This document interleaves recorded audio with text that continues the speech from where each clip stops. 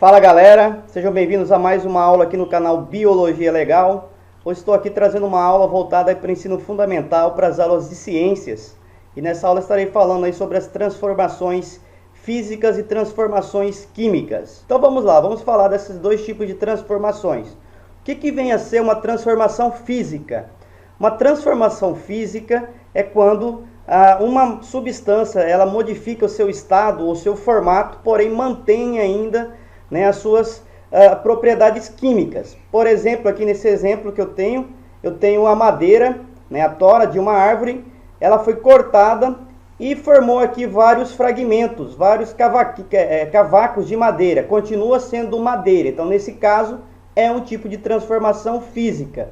Já aqui no outro lado, a madeira foi queimada. Com a queima ocorreu aí reações químicas, onde a madeira deixou de ser madeira. Formou aí, por exemplo, calor, formou gás carbônico e também formou as cinzas, que são substâncias aí formadas por metais pesados que estavam contidos aí dentro da madeira. Então, nesse caso, eu não tenho mais madeira depois do processo, formou substâncias novas. Então, quando tem a formação de novas substâncias, eu falo que teve uma transformação química, A transformação química acontece através de reações químicas, tá? Então ficou bem definido aqui, bem diferenciado. Voltando a falar aqui das transformações físicas da matéria. Essa transformação física a gente vê facilmente no dia a dia com a água, Você coloca uma água no congelador, ela vai estar, a hora que você coloca, no estado líquido. Depois de um tempo ela vai formar uma pedrinha de gelo.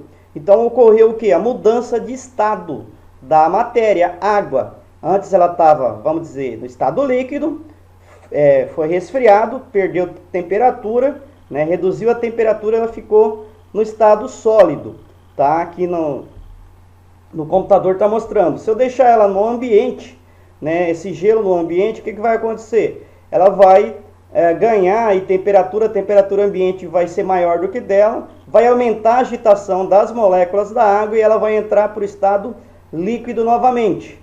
Se eu colocar essa água numa panela e levar para o fogo, vou aquecer ela, aumentar ainda mais a temperatura, aumenta-se assim a velocidade das moléculas da água e ela começa a evaporar, passando para o terceiro estado físico da matéria, que seria o estado gasoso, tá? Graças a essas transformações físicas aí da água que a gente tem no nosso dia a dia, a chuva, A chuva é o que? Nada mais é do que a precipitação da água que estava lá nas nuvens. Gasoso, ao ela entrar em contato com um vento mais frio do que o comum, do que o normal, do que a temperatura dela, ela se precipita, formando gotículas, voltando para o estado líquido, tá? Então a chuva acontece graças a esse tipo de mudança de estado físico, transformação física da matéria, Voltando a falar aqui, continua sendo água, os três estados. A única coisa que diferencia de um estado para o outro é o grau de agitação das moléculas.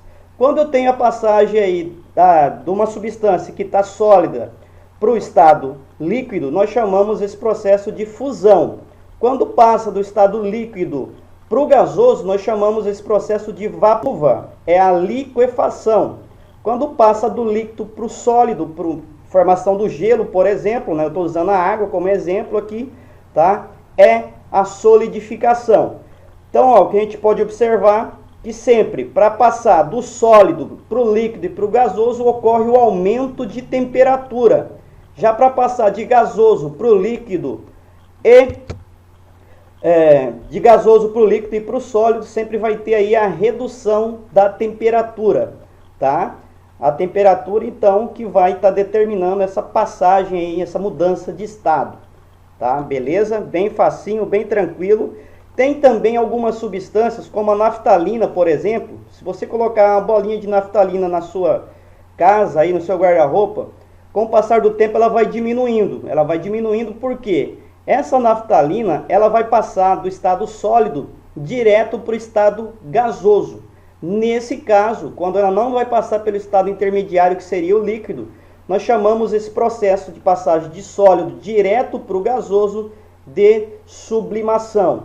Quando ocorre o inverso, essa naftalina pode também voltar, em laboratório a gente consegue fazer isso, voltar direto do estado gasoso para o sólido. A gente chama também de sublimação e alguns autores chamam de ressublimação, que seria a passagem aí direto do estado gasoso para o sólido. Então essas são as transformações físicas. Vamos ver algumas evidências da transformação química. Quais são as evidências que ocorreu uma transformação química?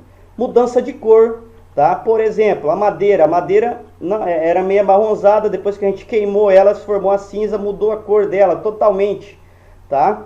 Libera gases, o gás carbônico, por exemplo, tá? Ocorre também a variação de temperatura, né?